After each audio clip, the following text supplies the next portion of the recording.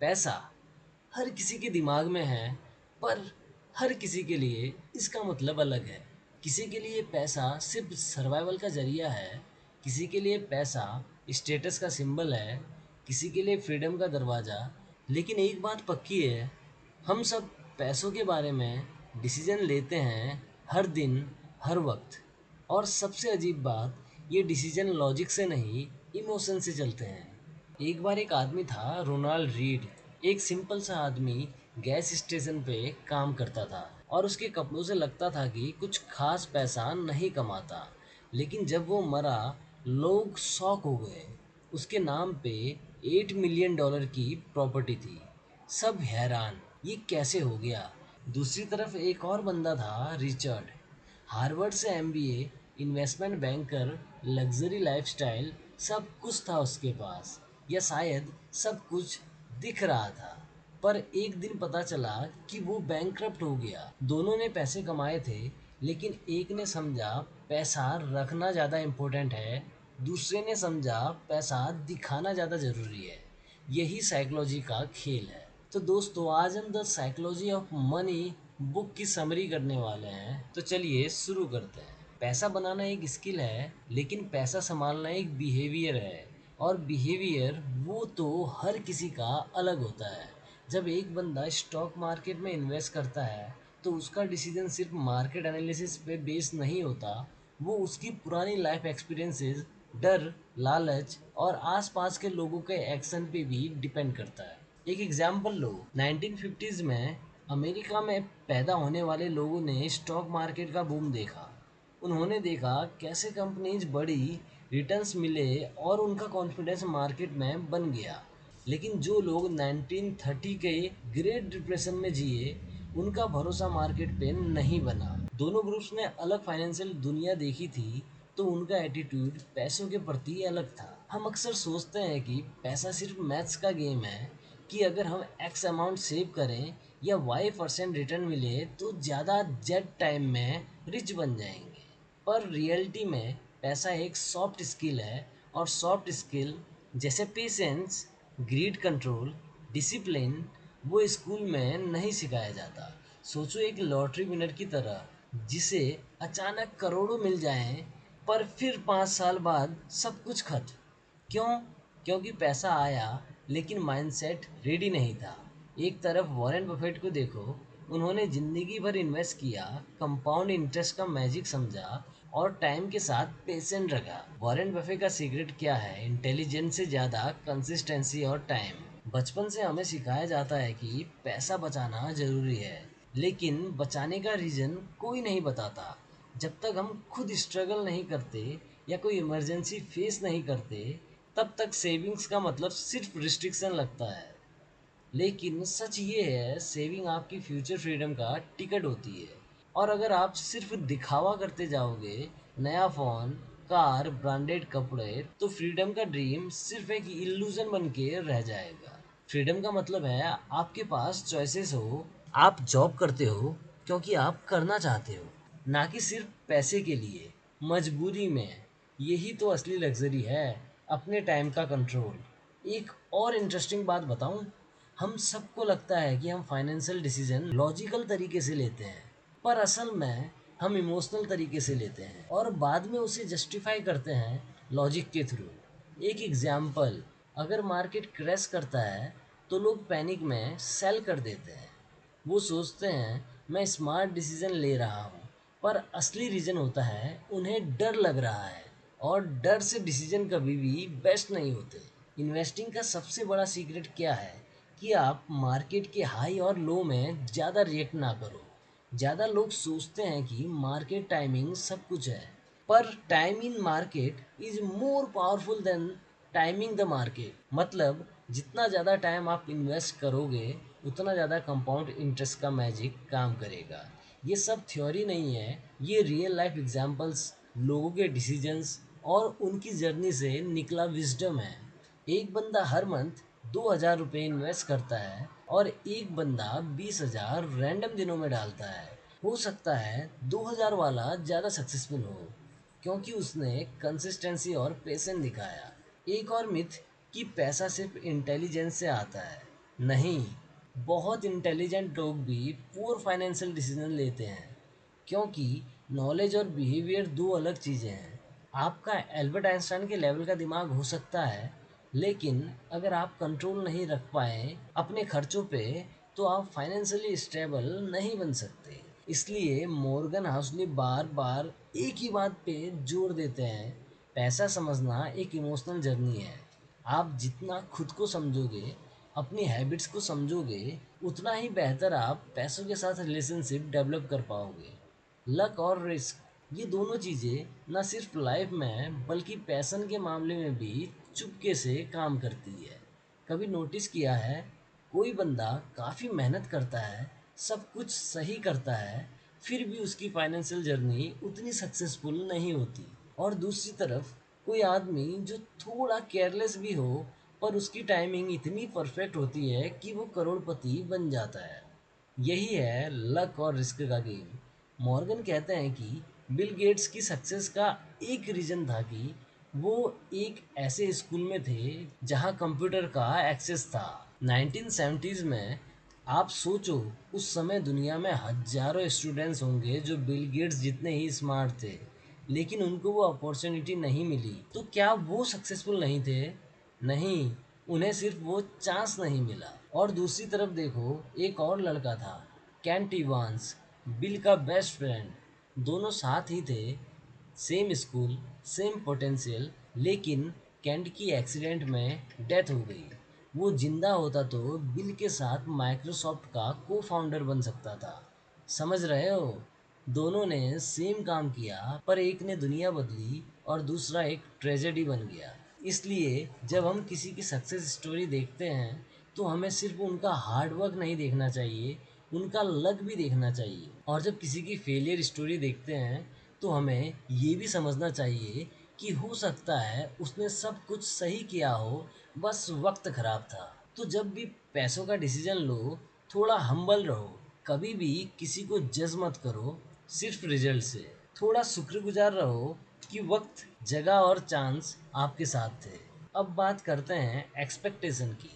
पैसे कमाना एक जर्नी है, पर जब आपकी एक्सपेक्टेशंस अनरियलिस्टिक हो जाती है, तभी प्रॉब्लम शुरू होती है। सोचो, एक बंदा शेयर मार्केट में इन्वेस्ट करता है और हर साल 20% का रिटर्न चाहता है।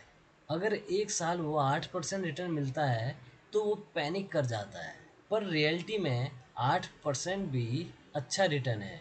प्रॉब्लम ये नहीं है कि मार्केट ने डिसअपॉइंट किया, प्रॉब्लम यह है कि उसकी एक्सपेक्टेशन हवा में थी। यही हमारा नेचर है, हमें ज़्यादा चाहिए, जल्दी चाहिए, और सोशल मीडिया ने इस चीज़ को और फ्यूल किया है। आप इंस्टाग्राम पे किसी को देखते हो, luxury car, foreign trips, designer clothes, और आपके दिमाग में सीधा गिल्ट आ जाता है, मैं कहाँ छूट गया। लेकिन आप नहीं जानते कि वो बंदा क्रेडिट कार्ड पे जी रहा है। Comparison is the thief of Joy. ये बात फाइनेंशियल लाइफ पे भी परफेक्टली फिट होती है। कई बार कम पैसा होना ज़्यादा पैसा होने से ज़्यादा पीसफुल हो सकता है। अगर आपके एक्सपेंसेस कंट्रोल में हो, अगर आपको किसी के सामने प्रूव नहीं करना। एक एग्जाम्पल याद है मुझे, एक आंटी थी, स्कूल टीचर, सिंपल लाइफ। उन्होंने कभी ज़्यादा अर्न नहीं किया, लेकिन उनकी सेविंग्स इतनी स्ट्रांग थी कि रिटायरमेंट के बाद उन्हें किसी पे डिपेंड नहीं रहना पड़ा। वो हर दिन मॉर्निंग वॉक करती थी, चाय पीती थी और स्माइल करती थी। उनका नेटवर्थ कोई न्यूज़ में नहीं था, पर उनकी पीस प्राइसलेस थी। आप नोटिस करोगे, दुनिया में जितने भी बड़े फाइनेंशियल डिजास्टर हुए हैं, उनका बेस था ग्रीड। और चाहिए, और जल्दी चाहिए। जब लोग सोचने लगते हैं कि उन्हें मार्केट से बीट करना है, सिस्टम को आउट स्मार्ट करना है, तभी वो ओवर लेवरेजिंग कर लेते हैं, लोन्स उठा लेते हैं। 2008 की फाइनेंशियल क्राइसिस इसी का परफेक्ट एग्जाम्पल है। मॉर्गन ये भी कहते हैं कि फाइनेंशियल सक्सेस का एक बड़ा पार्ट होता है just don't screw it up. मतलब आपको हमेशा ही एक्स्ट्रा ऑर्डिनरी रिटर्न्स नहीं चाहिए होते हैं, आपको बस इतना करना होता है कि आप अपनी गलतियों से बचें। कई बार average return but long term discipline, यही कॉम्बिनेशन आपको ज़्यादा दूर ले जाता है। एक और लाइन उसकी याद आती है, you don't need to make huge bets, you just need to survive. और सर्वाइवल का मतलब सिर्फ फिजिकल नहीं, फाइनेंशियल भी। अगर आपने अपनी फाइनेंशियल लाइफ में रिस्क मैनेजमेंट नहीं किया तो आप गेम से बाहर हो जाओगे, और once you are out of the game वापस आना बहुत मुश्किल होता है। इसलिए स्मार्ट लोग कभी भी अपनी सारी कैपिटल एक ही जगह नहीं लगाते। वो हमेशा एक बफर रखते हैं, इमरजेंसी फंड, बैकअप प्लान। वो एक्सेप्ट करते हैं कि उन्हें फ्यूचर का पता नहीं, और वो अनसर्टेनिटी के लिए रेडी रहते हैं। एक बार एक इन्वेस्टर ने कहा था, I invest like I am wrong. मतलब वो एज्यूम करते हैं कि उसे पता नहीं मार्केट का फ्यूचर क्या है, इसलिए वो अपनी इन्वेस्टमेंट को डाइवर्सिफाई करते हैं। अननेसेसरीली रिस्क नहीं लेते। आप सोचो, अगर आप हर डिसीजन पे ये सोचो कि यार मैं गलत हो सकता हूँ, तो आप ज़्यादा रिस्पॉन्सिबल डिसीजन लोगे। फाइनेंशियल विजडम का मतलब ये नहीं है कि आप सबसे स्मार्ट हो, इसका मतलब है कि आप सबसे ज़्यादा कॉशियस हो और सबसे ज़्यादा अवेयर हो कि आपके पास से सब कुछ एक पल में चले भी जा सकता है। और हाँ, ये भी समझना ज़रूरी है कि पैसा बनाना और पैसा संभालना दोनों में डिफरेंस है। पैसा बनाना टैलेंट हो सकता है, लेकिन पैसा संभालना एक डिसिप्लिन है। आपको 1 करोड़ मिल गए, ग्रेट, लेकिन अगर आप अपने स्पेंडिंग हैबिट्स नहीं बदलोगे तो वो 1 करोड़ साल में ही चला जाएगा। इसलिए पैसा बचाना, उसे ग्रो करना और उसमें पेशेंस रखना, ये तीनों स्किल्स पैरेलल चाहिए। ज़्यादा लोग ये सोचकर फेल होते हैं, मैं और कमा लूँगा। पर सच ये है, अगर आप अभी भी 1,000 रुपये सेव नहीं कर पा रहे तो 1 लाख कमाने के बाद भी मुश्किल होगी। बिहेवियर चेंज करना, not income is the key. एक बार किसी ने एल्बर्ट आइंस्टाइन से पूछा, वर्ल्ड की सबसे पावरफुल चीज़ क्या है? उसने कहा, कंपाउंडिंग इंटरेस्ट। अब सुनने में ये एक बोरिंग कॉन्सेप्ट लगता है, जैसे मैथ्स की क्लास में टीचर कुछ फॉर्मूला समझा रही हो, लेकिन असल में कंपाउंड इंटरेस्ट कोई फॉर्मूला नहीं, एक फिलोसॉफी है। वॉरेन बफे की स्टोरी याद है ना? सब लोग कहते हैं वो जीनियस है, उनके स्टॉक पिकिंग अमेजिंग है, पर लोग इग्नोर कर देते हैं एक छोटी सी डिटेल। उन्होंने इन्वेस्टिंग 11 साल की एज में शुरू की थी और 90 के बाद तक इन्वेस्ट करते रहे। तो वो बिलेनियर इसलिए नहीं बने क्योंकि वो सबसे स्मार्ट इन्वेस्टर थे, बल्कि इसलिए क्योंकि उन्होंने सबसे ज़्यादा समय दिया कंपाउंड इंटरेस्ट को काम करने का। सोचो, अगर बफे ने इन्वेस्टिंग 30 साल के बाद स्टार्ट की होती या 60 पे रिटायर हो जाते, शायद उनका नाम आपको याद भी ना होता। तो इसका मतलब ये नहीं कि उनकी स्किल बेकार थी, पर रियल हीरो तो टाइम था। कंपाउंड इंटरेस्ट एक स्लो कुकर की तरह होता है, जल्दी रिजल्ट चाहिए तो टेस्ट नहीं आएगा, पर अगर पेशेंस रखोगे तो कमाल बन जाता है। प्रॉब्लम क्या है, हम सब फास्ट रिजल्ट चाहते हैं। हम सोचते हैं मुझे 6 महीने में पैसे डबल चाहिए, और जब वो नहीं होता तो या तो निराश हो जाते हैं या फिर शॉर्टकट्स ढूंढने लगते हैं। स्कैम ट्रेडिंग, एडिशनल फोमो, सब वहीं से शुरू होता है। लेकिन सच ये है, इन्वेस्टिंग का असली मैजिक तभी काम करता है जब आप बोरिंग बन जाते हो। हाँ, बोरिंग। इमेजिन करो, हर मंथ एसआईपी कर रहे हो सेम फंड में, 15-20 साल तक, कोई ड्रामा नहीं, कोई एक्साइटमेंट नहीं, सिर्फ एक बोरिंग रूटीन। पर 20 साल बाद वो बोरिंग डिसीजन एक पीसफुल और पावरफुल रिजल्ट दे देता है, और वही पैसा आपको रियल फ्रीडम देता है। लोग बोलते हैं मैं पैसा इसलिए कमा रहा हूँ क्योंकि मुझे खुशी चाहिए, बट क्या पैसा और खुशी का कोई डायरेक्ट कनेक्शन है? सोचो, आपने अपनी पहली सैलरी से एक साइकिल ली थी, इतनी खुशी हुई थी। उसके बाद आपने बाइक ली, फिर कार, फिर बिगर कार। लेकिन क्या हर बार खुशी उतनी ही बड़ी थी? शायद नहीं, लेकिन एक्सपेक्टेशन बढ़ जाती है, और एक टाइम के बाद मटेरियलिस्टिक चीज़ें सिर्फ हैबिट बन जाती हैं, सरप्राइज नहीं। एक रिसर्च कहती है, जब आपकी बेसिक नीड्स और थोड़ा कंफर्ट कवर हो जाए, उसके बाद ज़्यादा पैसा खुशी में मेजर चेंजेस नहीं लाता। हाँ, टाइम का कंट्रोल ज़रूर लाता है, जब आपको किसी और के शेड्यूल पे नहीं चलना पड़ता, जब आप डिसीजन करते हो कि आपको काम करना है, ब्रेक लेना है। वो ऑटोनॉमी प्राइसलेस है। मैं एक शख्स को जानता हूँ जिसने अपनी कॉर्पोरेट जॉब छोड़ दी सिर्फ इसलिए क्योंकि वो हर दिन के कॉम्यून से परेशान था। उसने अपना खर्चा इतना लीन कर लिया था कि पार्ट टाइम काम से भी सरवाइव कर लेता है। और सबसे इंटरेस्टिंग पार्ट, उसके चेहरे पे एक परमानेंट शांति है जो मैंने उससे पहले कभी नहीं देखी। पैसा कम था पर आज़ादी ज़्यादा थी। तो पॉइंट ये है कि पैसा ज़रूरी है पर उसका पर्पस क्लियर होना चाहिए। अगर आप पैसा सिर्फ दिखावा, ईगो बूस्ट या कंपैरिजन के लिए कमा रहे हो तो वो कभी इनफ नहीं होगा। लेकिन अगर आप पैसा इसलिए कमा रहे हो ताकि आपको डिसीजंस लेने की पावर मिले, तो चाहे आप एवरेज इनकम पे हो, आप फिर भी रिच फील करोगे। अब बात करते हैं एक और मिसअंडरस्टैंडिंग की, कि जितना ज़्यादा रिस्क उतना ज़्यादा रिवॉर्ड। कई बार लोग ओवर कॉन्फिडेंस में अननेसेसरी रिस्क ले लेते हैं ज़्यादा रिटर्न के नाम पे। पर रिस्क का मतलब होता है कि कुछ भी हो सकता है, इंक्लूडिंग टोटल लॉस। सोचो एक आदमी ने अपनी पूरी सेविंग किसी वन टाइम स्कीम में लगा दी और वो डबल हो गई। Amazing, right? पर उसने वो पैसा वापस फिर रिस्की स्कीम में डाल दिया। ग्रीड के चक्कर में अगली बार वो स्कीम डूब गई। दोनों बार उसने सेम रिस्क लिया पर रिजल्ट अलग। यही तो लाइफ का एसेंस है। आउटकम हमारे कंट्रोल में नहीं होता पर बिहेवियर ज़रूर होता है। तो अगर आप सेफ खेलते हो बोरिंग तरीके से, पेशेंस रख के, तो हो सकता है आपको कमाल के रिजल्ट ना मिले, लेकिन आप गेम में बने रहोगे। और लॉन्ग टर्म में ही सबसे बड़ा गेम होता है। कोई एक बंदा 5 साल में 10 लाख कमा के सब कुछ लूज कर देता है और एक बंदा 20 साल में 50 लाख कमा के पीसफुली जीता है। कौन जीता? वही जो गेम में बना रहा। और हाँ, एक और पावरफुल आइडिया, रीजनेबल रेशनल। लोग अक्सर कहते हैं कि हर डिसीजन लॉजिकली होना चाहिए, पर रियल लाइफ में हर डिसीजन इमोशन से ड्रिवन होता है। हो सकता है कि एक म्यूचुअल फंड रेशनली परफेक्ट हो, पर अगर आप उसमें इन्वेस्ट करके रात भर सो नहीं पा रहे तो उसका कोई मतलब नहीं। तो अपने डिसीजन को रेशनल से ज़्यादा रीजनेबल बनाओ। मतलब ऐसे डिसीजन लो जो आपके पर्सनैलिटी, कंफर्ट जोन और गोल्स के साथ मैच करते हैं।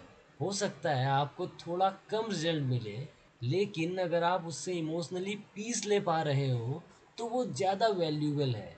क्या कभी सोचा है आप पैसा कमा क्यों रहे हो?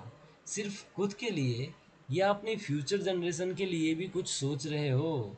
कई लोग पैसा इसलिए जमा करते हैं ताकि उनके बच्चे स्ट्रगल ना करें।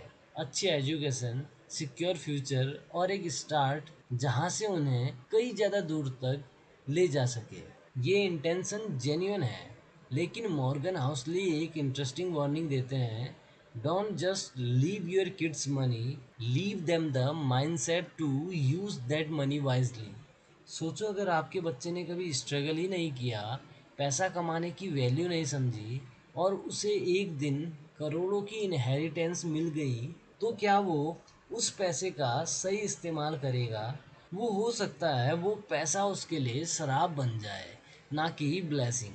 इसलिए ज़रूरी है कि पैसा देने से पहले वैल्यूज़ दी जाए। मॉर्गन कहते हैं फाइनेंशियल लिटरेसी एक जनरेशन से दूसरी जनरेशन तक पास ऑन होने वाली लेगेसी है। और इस लिटरेसी का मतलब सिर्फ स्टॉक्स और सेविंग का नॉलेज नहीं है। इसका मतलब है पैसे के साथ पेशेंस का रिश्ता बनाना, सिंप्लिसिटी को समझाना, अपने ईगो को कंट्रोल करना और सबसे इम्पोर्टेंट, ग्रेटिट्यूड रखना। कई बार हम पैसा कमा के उस फेज में पहुंच जाते हैं जहां हमें लगता है बस अब और नहीं चाहिए, लेकिन फिर भी हम रुकते नहीं। क्यों? क्योंकि कंपैरिजन नेवर स्टॉप्स। पहले सोचा था एक 2 BHK हाउस काफ़ी है, मिल गया। फिर 3 BHK, फिर लग्जरी फ्लैट, फिर फार्म हाउस, फिर फॉरेन ट्रिप्स। और एक दिन हम रियलाइज़ करते हैं कि यह रेस तो कभी ख़त्म ही नहीं होती। एक पॉइंट के बाद पैसा आपको खुशी नहीं देता, बस डिस्ट्रैक्शन देता है। और इसीलिए मॉर्गन हाउसली का एक और पावरफुल कॉन्सेप्ट है, इनफ। इनफ एक ऐसा वर्ड है जो सोसाइटी हमें सिखाती नहीं। हर ऐड, हर सोशल मीडिया पोस्ट, हर ब्रांड सिर्फ एक ही मैसेज देता है, तुम्हारे पास अभी जो है वो काफ़ी कम है, और लो, और खरीदो, और इम्प्रूव करो। लेकिन अगर आप दिल से ये फील करने लग गए कि हाँ, मेरे पास जितना है मैं उसमें सेटिस्फाइड हूँ, तो समझ लो आप दुनिया के सबसे रिच इंसानों में से एक हो। वॉरेन बफे खुद कहते हैं कि if you can't control your desire, no amount of money will ever be enough. सोचो वो इंसान जिसके पास बिलियंस ऑफ डॉलर्स हैं, वो अपने पूरे लाइफ में एक ही घर में रहे, वो ही पुराना शेड्यूल फॉलो करते हैं, सिंपल फूड खाते हैं और कहते हैं कि ज़्यादा पैसे का मतलब ये नहीं कि ज़्यादा खुशी मिलेगी, और इसका मतलब ये भी नहीं कि पैसा कमाना गलत है। बिल्कुल नहीं। पैसा इम्पोर्टेंट है, सर्वाइवल के लिए, सिक्योरिटी के लिए, फ्रीडम के लिए। लेकिन जब पैसा आपके सर पे चढ़ जाए तब प्रॉब्लम हो जाती है। पैसा एक टूल होना चाहिए, पर्पस नहीं। अब बात करते हैं सिंप्लिसिटी की, जिंदगी का सबसे अंडररेटेड प्रिंसिपल। एक इन्वेस्टर था जिसे मैं जानता हूँ, उसके पास कॉम्प्लिकेटेड पोर्टफोलियो था, डजन से ज़्यादा mutual fund, direct stocks, gold bond, bitcoin और क्या क्या। जब मार्केट थोड़ा ऊपर नीचे हुआ, उसका दिमाग खराब हो गया। हर दिन वो न्यूज़ देख रहा था, पैनिक में आता, बाई सेल करता रहता। फिर उसने एक दिन डिसाइड किया, सब कुछ सिंप्लीफाई कर दो। 3 म्यूचुअल फंड रखे, थोड़ा एफडी और एक इमरजेंसी फंड। बस 3 साल बाद उसकी नेटवर्थ उस टाइम से ज़्यादा थी जब वो हर दिन ट्रेडिंग करता था, और सबसे इम्पोर्टेंट, उसका दिमाग शांत था। तो मॉरल क्या हुआ? सिंपल होना, बोरिंग होना और पेशेंस रखना, ये 3 चीज़ें पैसों के साथ सबसे वाइज डिसीजन बन जाती है। एक और एलिमेंट है ग्रेटिट्यूड। ये सबसे इम्पोर्टेंट है। जब आप अपने पास जो है उसके लिए जेन्युइनली थैंकफुल हो, तो पैसा आपका दोस्त बन जाता है, दुश्मन नहीं। जब आप हर नया फ़ोन, हर न्यू कार, हर लग्जरी ब्रांड को वांट नहीं समझ के ऑप्शनल समझने लगते हो, तब आपके डिसीजन मैच्योर होने लगते हैं। और एंड में पैसा सिर्फ नंबर नहीं है, पैसा आपकी ज़िंदगी के डिसीजन पे असर करता है। आप क्या काम करते हो, कहाँ रहते हो, किससे मिलते हो, कितना स्ट्रेस लेते हो और कितने वक्त खुद के लिए निकाल पाते हो। मॉर्गन कहते हैं, wealth is not what you don't see. जो बंदा BMW चला रहा है, हो सकता है उसका बैंक अकाउंट खाली हो, और जो बंदा पब्लिक ट्रांसपोर्ट ले रहा है, हो सकता है उसके पास करोड़ों रुपए हों। तो हमेशा याद रखो, दिखावा और असली वेल्थ में फ़र्क होता है।